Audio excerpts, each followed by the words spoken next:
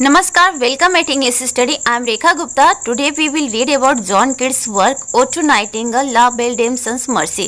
This is third video on John Keats. तो please video को like और share करें and do not forget to subscribe the channel. Ode to Nightingale 1819. Keats wrote this poem after he inspired by the song of the bird Nightingale. Actually kids ने ये poem लिखा तब जब वो inspired हुए थे नाइटिंगल बर्ड के song से। और कब इन्होंने ये इनकी जो पोएम है पब्लिश हुई थी 1819 में। It is written in 8 stanzas of 10 lines. The first 7 lines and the last 2 lines of each stanza is written in iambic pentameter. इसका स्ट्रक्चर देख लेते हैं पोएम का स्ट्रक्चर है 8 लाइन, टोटल 8 स्टेंजा है इस पोएम में। और कितनी लाइन की स्टेंजा है? 10 लाइन्स की। तो 10 लाइन्स में से पहले जो 7 लाइन्स है और लास्ट के जो 2 लाइन्स है वो आयम्बिक पेंटामीटर में है।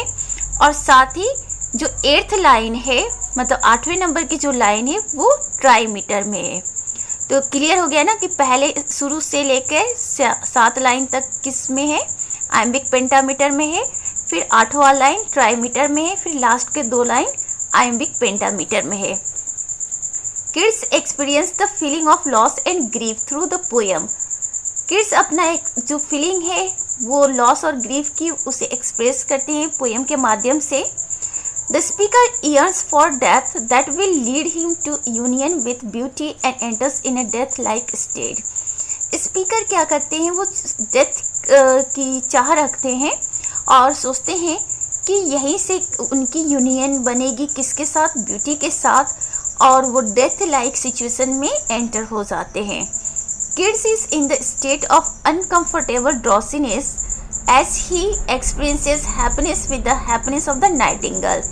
किड्स क्या फील करते? अनकंफर्टेबल ड्रॉसीनेस फील करते हैं, लेकिन इसलिए नहीं कि वो बहुत दुखी हैं, बट इसलिए कि वो अपनी जो हैप्पीनेस है उसको एक्सपीरियंस करते हैं। किसके साथ?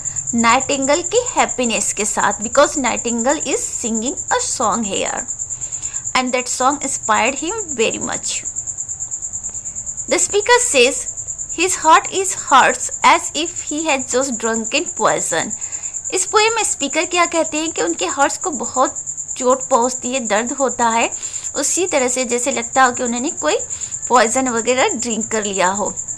Voice of Nightingale migrates him in the world of fantasy and helps him to juxtapose his poetry with the song of Nightingale which transcends death. Nightingale की जो वॉइस है इनको माइग्रेट्स करती है कहाँ पे? जो फैंटासी की दुनिया है, कल्पना की दुनिया है वहाँ पर। और इनकी पोएट्री को वो जक्स्टापोज करने में मदद करती है किसके साथ? नाइटिंगेल के सॉन्ग के साथ। और नाइटिंगेल की सॉन्ग क्या करती है? डेथ को ट्रांसेंड्स करती है। The bird is called immortal because of its voice as all nightingales produce some same beautiful haunting sound. यहाँ पे पोएट ने नाइटिंगेल वर्ड को क्या बता दिया? इमोर्टल बता दिया गया। और इन्होंने इमोर्टल क्यों वर्ड यूज़ किया है नाइटिंगेल के लिए? क्योंकि इनको लगता है कि जितने भी नाइटिंगेल से वर्ल्ड में उनकी वॉइस कैसी है? एक जैसी है, ब्यूटीफुल है, हॉन्टिंग है। तो इसका मतलब है कि एक नाइटिंगेल के डेथ करने से नाइटिंगेल की जो वॉइस है वो कभी ख़त्म नहीं होती है, क्योंकि पूरे वर्ल्ड में सभी नाइटिंगेल्स की जो आवाज़ है, वॉइस है, सॉन्ग है वो सेम ब्यूटीफुल और हॉन्टिंग है। The superficial scope of the poem is the nightingale which represents both nature and death. इस पोएम का जो सुपरफिशियल स्कोप है वो क्या है? नाइटिंगेल है। और नाइटिंगेल दोनों ही चीज़ को रिप्रेजेंट करता है, नेचर को भी और डेथ को भी। This poem is a personal poem which describes kids journey into the state of negative capability. ये किड्स की जो पोएम है ओड टू नाइटिंगेल, ये पर्सनल पोएम है और ये किड्स की जर्नी को शो करता है। कहाँ की जर्नी? जब किड्स निगेटिव कैपेबिलिटी की स्टेट में एंट्री करते हैं तो उस जर्नी को ये शो करता है। The tone of the poem rejects the optimistic pursuit of pleasure. तो जो टोन है इस पोएम का वो रिजेक्ट करता है कि जो प्लेजर की ऑप्टिमिस्टिक परस्यूट है वो क्या है? गलत है और वो चीज़ नहीं होना चाहिए। उस बात को रिजेक्ट किया जाता है, इस पोएम में नकारा जाता है। तो इस तरह से किड्स बहुत खूबसूरत बहुत खूबसूरती के साथ इस पोएम को क्या करते हैं, कंपोज करते हैं, और बहुत सारी पॉइंट्स इससे रिलेटेड इंपॉर्टेंट है जो आप लोग देख रहे हैं। The poem ends with an acceptance that pleasure does not last long and death is an inevitable part of life. Poem जब एंड होता है तो उसमें एक बात स्वीकार की जाती है कि जो प्लेजर होता है that is not for long time, और डेथ तो एक न एक दिन किसी भी प्राणी के लाइफ में आना ही है और इससे कोई भी बच नहीं सकता है। तो pleasure is not for ever. The poem describes a series of conflicts between reality and romantic ideal of uniting with nature। इस पोएम में बहुत सारी कन्फ्लिक्ट्स प्रेजेंट किया गया है, किसके बीच, रियलिटी और रोमांटिक आइडियल के बीच में, ऑफ यूनाइटिंग विथ नेचर, जो नेचर के साथ यूनाइट होने का रोमांटिक आइडियल है उसके और रियलिटी के बीच में बहुत सारा कन्फ्लिक्ट है इस पोएम में। The Nightingale song within the poem is connected with the art of music। इस पोएम में जो नाइटिंगेल का सॉन्ग है वो किस क्लास से कनेक्ट होता है, आर्ट ऑफ म्यूजिक से कनेक्ट होता है। In a way as the urn is connected in ode to the Grecian urn with the art of sculpture।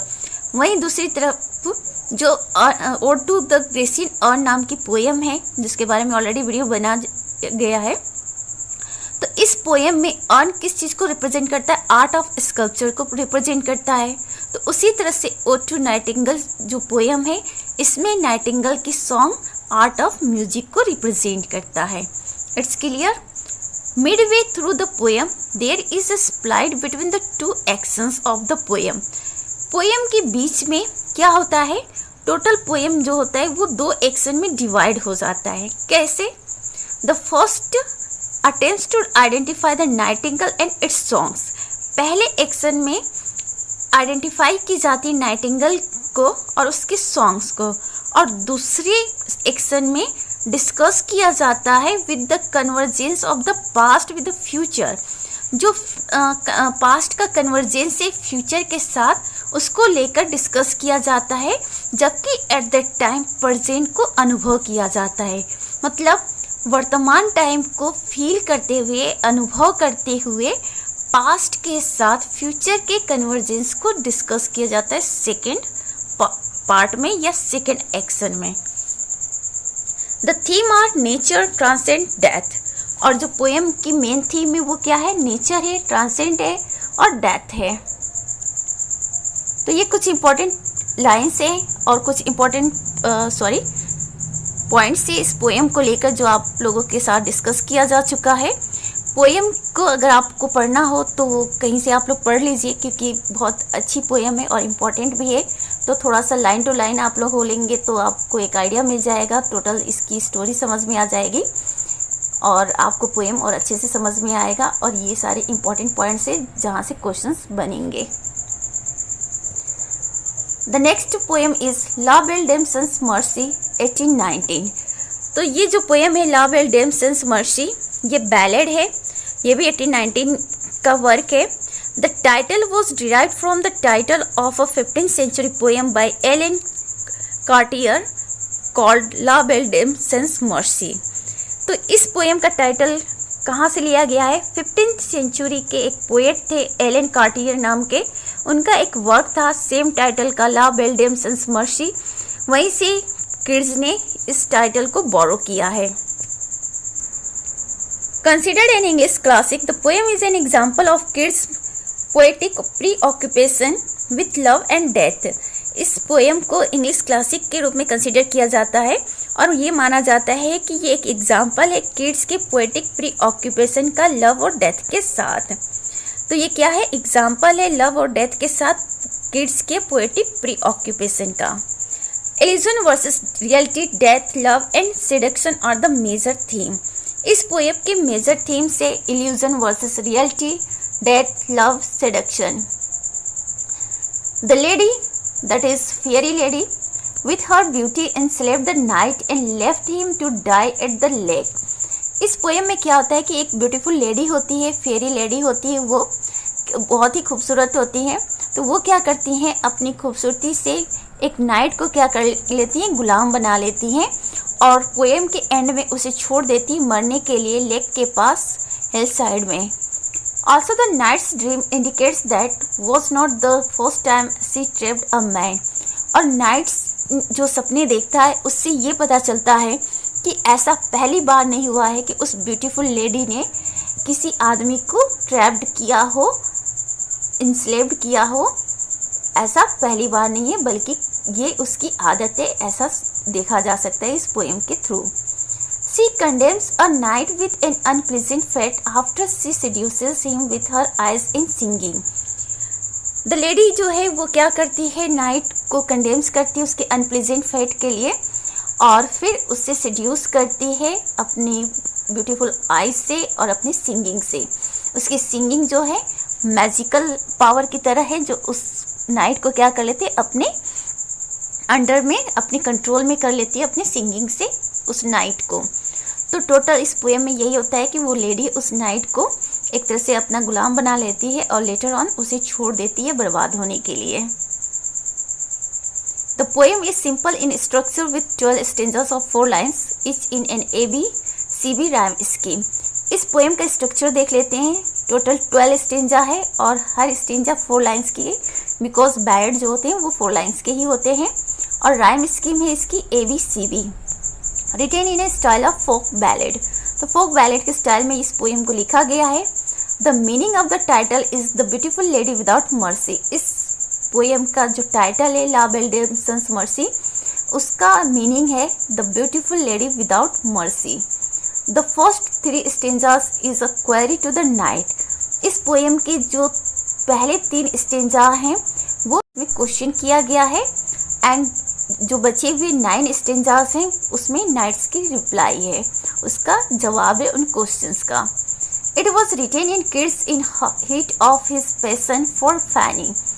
और ऐसा कहा जाता है कि ये पोएम लिखा गया है किड्स के द्वारा फैनी ब्राउनी को क्या करने के लिए इंडिकेट करते हुए। तो इस पोएम के थ्रू किड्स ने फैनी ब्राउनी को क्या किया, इंडिकेट किया है, because she was also beautiful and anyhow she left Keats to die. और इस तरह से ये पोएम किड्स की पर्सनल लाइफ से रिलेटेड है। The fever of death hanging over him.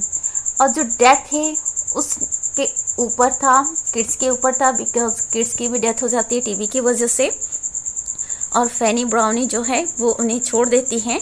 तो कहीं ना कहीं ये जो पोएम है किड्स की पर्सनल पोएम के रूप में है। Apollonius is the antagonist of the poem. तो इस पोएम का जो एंटागोनिस्ट है वो कौन है, Apollonius. The lady in the poem is an elfin fairy and very bad. इस पोएम में जिस लेडी का जिक्र किया गया है वो एक एल्फिन फेरी है और बहुत ही वो बैड है, दुष्ट है।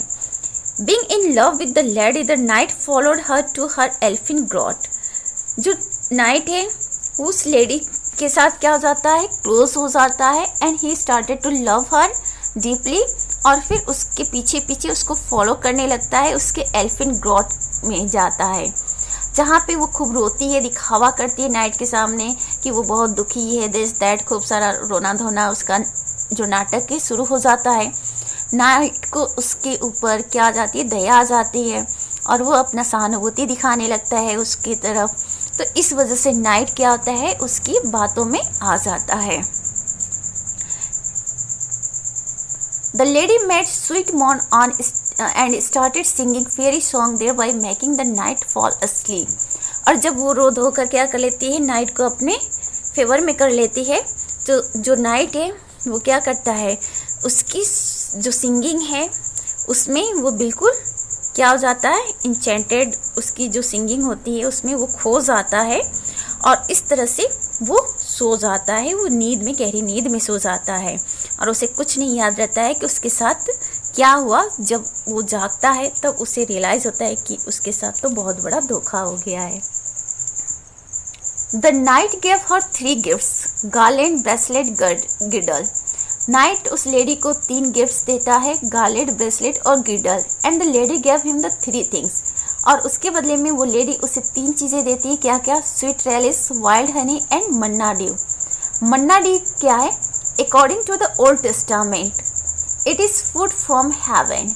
तो मन्ना क्या है मन्ना डे? वो एक तरह का फूड है, हेवनली फूड है, डिवाइन मर्सी है या डिवाइन नरिशमेंट आप कह सकते हैं। At the end the lady betrayed the night and left him on the cold hill side. और इस पोएम के अंत में क्या होता है कि वो लेडी जो होती है बिल्कुल भी दया नहीं दिखाती है नाइट के लिए, और वो उसे अकेले पहाड़ी के तरफ, ठंडे पहाड़ी पर छोड़ देती है उसे मरने के लिए, और बिल्कुल दया नहीं दिखाती है।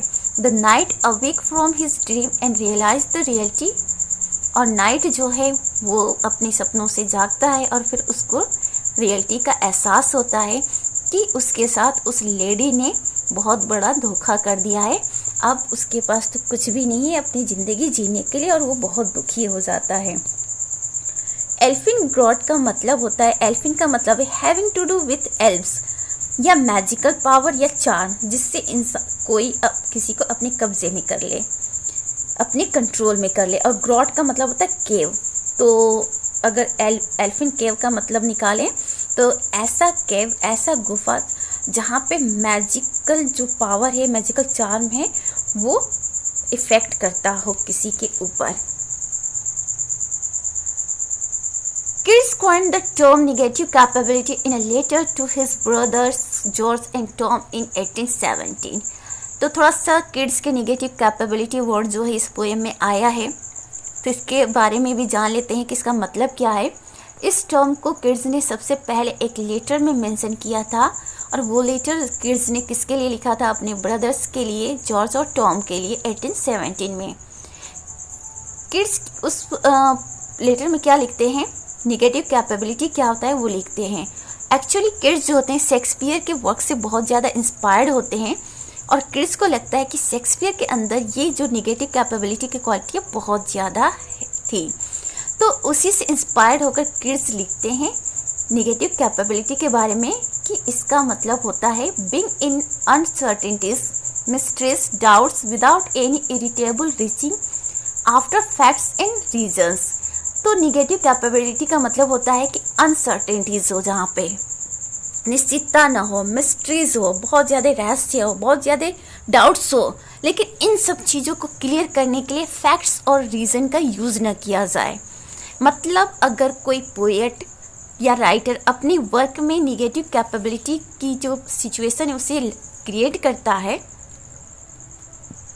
तो इसका मतलब ये हुआ कि इंसान को उसमें खो जाना चाहिए उस वर्क में, और वहाँ पे कोई फैक्ट या कोई रीज़न की बात नहीं करनी चाहिए, कोई लॉजिकल क्वेश्चन अराइज नहीं होना चाहिए एक रीडर के माइंड में। जब हम किसी पोएम को पढ़ रहे हैं और हमारे अंदर रीजनिंग क्वालिटी क्रिएट हो जाए, तो फिर तो हम उस पोएम का इंटरेस्ट नहीं ले पाएंगे। जिस तरह से किड्स का ये पोएम है ला बेल डेम्सन्स मर्सी, अगर हम रीज़न देने लगे तो इज़ इट पॉसिबल कि कोई फेरी आए किसी नाइट को धोखा दे, तो इस तरह की चीज़ें, और कोई इंचेंटेड कैब में लेकर जाए उसे, तो ये सारी चीज़ें रियल में देखा जाए तो इट्स नॉट पॉसिबल। तो इसीलिए अगर हम किसी लिटरेरी वर्क को एंजॉय करना चाहते हैं तो हमें अपने माइंड का जो फैक्ट और रीज़न वाला पार्ट है ना, उसे क्लोज करके रखना चाहिए, and it will be very nice for the reader. This is all about for today's video. तो प्लीज़ वीडियो को लाइक और शेयर करें, and do not forget to subscribe the channel. Thanks for watching.